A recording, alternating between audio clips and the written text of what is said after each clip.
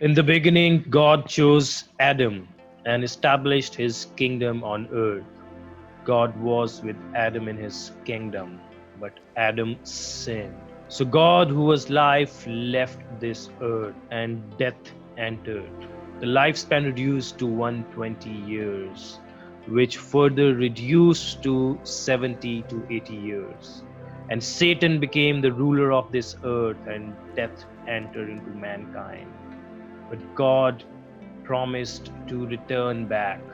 He wants to take back his kingdom, and he wants to remove death, mourning, crying, or pain in the time of revelation. And he wants to give us eternal life. Currently, we are disconnected with God because of sin. But God has given us a way. The connection which broke in the time of Genesis, God wants to rebuild that connection. For this reason, He gave us the scriptures, and scriptures contains the will of God. Let's study the scriptures and know and act according to the will of God and obtain the eternal life which God wants to gift us.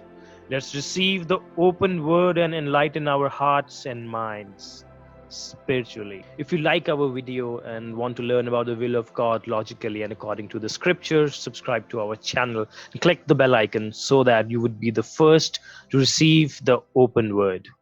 The link is in the description box.